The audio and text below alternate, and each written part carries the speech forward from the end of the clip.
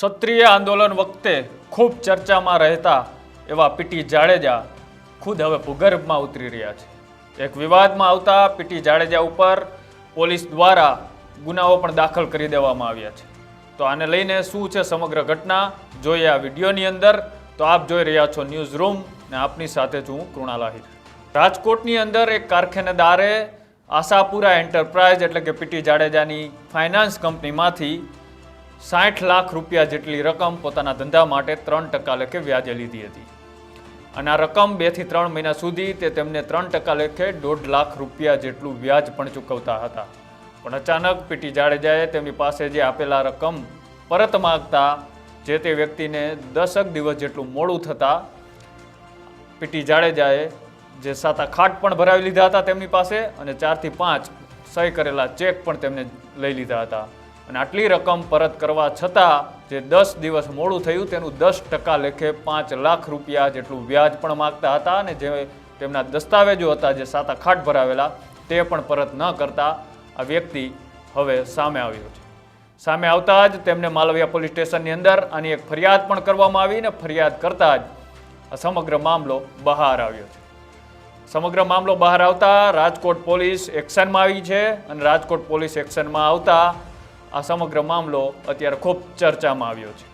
તો શું કહ્યું જે વ્યક્તિએ પીટી જાડેજા પાસેથી 60 લાખ રૂપિયા જેટલી રકમ લીધી હતી ને તેને પરત કરવા છતાં પણ હજી તેમને હેરાન કરવામાં આવે છે અને રાજકોટના અંદર તને રહેવા નહીં દઉં આવા શબ્દોથી તેમને ધમકીઓ પણ આપવામાં આવે છે। શું કહ્યું તે વ્યક્તિએ એ પણ એકવાર સાંભળો। શું સુરેશભાઈ આખો સમગ્ર મામલો? મેં એમની પાસેથી 54 લાખ આશાપુરા ફાઇનાન્સ વાળા પીટી જાડેજા પાસેથી 54,60,000 વ્યાજે લીધા હતા। 25 લાખ રૂપિયા મને આરટીજીએસ કરી દીધું હતું અને 29,60,000 રોકડા આપ્યા હતા। દર મહિને 3% લેખે હું એને વ્યાજ આપતો 1,80,000।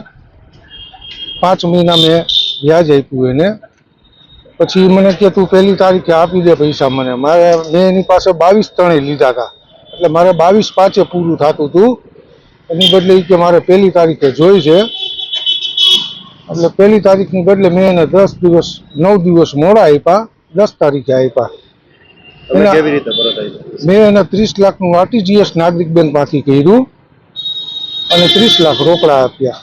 અત્યારે તમે શું આશા રાખી રહ્યા છો પોલીસ પાસે આશા એટલી કે કડક પગલાં લે, આશાપુરા ફાઇનાન્સનું લાયસન્સ રદ કરે અને મારી ફાઇલ પરત અપાવે, મારું લખાણ બધું કેન્સલ કરાવી દે અને ચેક મારા પરત અપાવે। પીટી શું કહે છે તમે ધમકી શું આપો? પીટી એમ કહે છે કે 10% વ્યાજ લેખે 1 મહિનાનું વ્યાજ તારે વધારે દેવું પડે। 9 દિવસ મેં કીધા પછી મોડા આપ્યા ને એટલે 6 લાખ રૂપિયા વ્યાજ ને પેનલ્ટી લાગશે એ જુદી, એ 5 લાખ 10 લાખ જી લાગે એ પેનલ્ટી અલગથી। ધમકી શું આપો? રાજકોટમાં રહેવા નહીં દઉં અને હારાવાજ નહીં રહે। જે કારખાનેદારે જે રીતના કહ્યું તેમ કે મારા સાતા ખાટ ભરાવી લીધા છે ને 10 દિવસ જેટલું મોડું થતાં પીટી જાડેજા દ્વારા મને 10% જેટલું વ્યાજ એટલે કે પઠાણી ઉઘરાણી કરવાની ધમકીઓ આપતા હતા।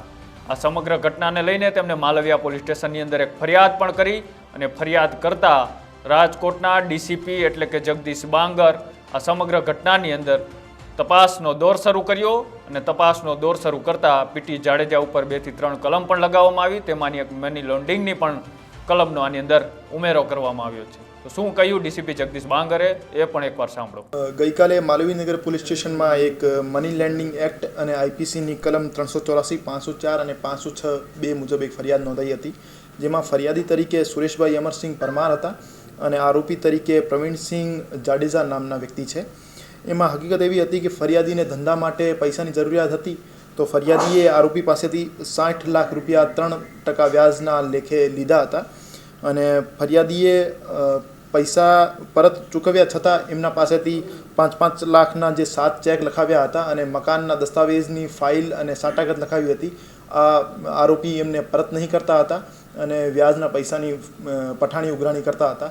એના માટે લઈને ફરિયાદીએ આરોપી વિરુદ્ધ એક ફરિયાદ નોંધાઈ છે અને હાલમાં તપાસ ચાલુ છે। આ મેટરમાં આઈપીસીની કલમ 384, 504 અને 506 મુજબ ગુનો દાખલ કરવામાં આવ્યો છે। સાથે સાથે મની લેન્ડિંગ એક્ટની કલમો પણ લગાવવામાં આવી છે અને હાલની તપાસમાં એમના પાસે કોઈ લાયસન્સ હોય એવું સામે આવ્યું નહીં। ડીસીપીએ આ ખુલાસો કરતા એક વાત વધુ બહાર આવી છે કે જે આશાપુરા એન્ટરપ્રાઇઝ નામની પીટી જાડેજાની ફાઇનાન્સની ઓફિસ હતી તે કોઈ પણ જગ્યાએ રજીસ્ટર ના હતી, એટલે કે કોઈ ફાઇનાન્સ કંપની અથવા તો સરાફી પેઢી ન હોવા છતાં 3% લેખે વ્યાજ જે પૈસા દેવા એ પણ એક ગુનો છે અને તેમને લઈને તેમના ઉપર કડકમાં કડક કાર્યવાહી કરવાની પોલીસે અત્યારે તાજવીજ હાથ ધરી દીધી છે. આ બધું થતાં જ મેં ડાયરેક્ટ પીટી જાડેજાનો કોન્ટેક્ટ કરવાની પણ કોશિશ કરી અને તેમનું મેં વર્ઝન જાણવાની પણ કોશિશ કરી, પણ ત્યારે પીટી જાડેજાનો કોલ લાગતો ન હતો અને અત્યારે આપણે ફરી વખત પીટી જાડેજાને કોલ કરવાની કોશિશ કરી કે પીટી જાડેજા અત્યારે ક્યાં છે. ઉપયોગમાં નથી, કૃપા કરી डायल करेलो नंबर तपासो. आपके द्वारा डायल किया गया नंबर उपयोग में नहीं है. તમે જે રીતના જોયું કે અત્યારે પીટી જાડેજાનો નંબર પણ બંધ આવી રહ્યો છે અને અત્યારે રાજકોટમાં તપાસ કરતા પીટી જાડેજા અત્યારે ભૂગર્ભમાં ઉતરી ગયા હોય તેવું લાગી રહ્યું છે. 3% જેટલું પઠાણી ઉઘરાણી કરવી એ પણ એક ગુનો છે અને લાયસન્સ વગરની પેઢી ચલાવતા હોય તેવું પોલીસના ચોપડે અત્યારે નોંધાઈ ચૂક્યું છે. ક્ષત્રિય આંદોલન વખતે ખૂબ ચર્ચામાં રહ્યા અને સ્ટેજ ઉપરથી પરસોત્તમ રૂપાલાને અનેક વખત પડકાર ફેંકનાર અત્યારે પીટી જાડેજા ખુદ ભૂગર્ભમાં ઉતરી ગયા છે. અને તમારી સાથે પણ જો કોઈ પણ જગ્યાએ આવી રીતના સરાફી વ્યાજ કરતાં પણ વધારે વ્યાજ અથવા તો કોઈ પઠાણી ઉઘરાણી તમારી સાથે કરતું હોય તો તમારે ઝડપથી નજીકના પોલીસ સ્ટેશનનો સંપર્ક કરવો જોઈએ અથવા તો પોલીસ કમિશનર સુધી તમારે આ વાતને લઈને જવું જોઈએ, કેમ કે આટલું મોટું વ્યાજ લેવું અને આ પઠાણી ઉઘરાણી કરવી એક કાયદેસરનો ગુનો છે. તો તમારી સાથે પણ જો આવી કોઈ ઘટના બની હોય તો તમે અમારી કોમેન્ટ બોક્સની અંદર જણાવી શકો છો અને આવી જ સ્ટોરી જોવા માટે અમારી યુટ્યુબ ચેનલ ન્યૂઝરૂમને આજે જ લાઇક કરો, શેર કરો અને સબસ્ક્રાઇબ કરો. નમસ્કાર.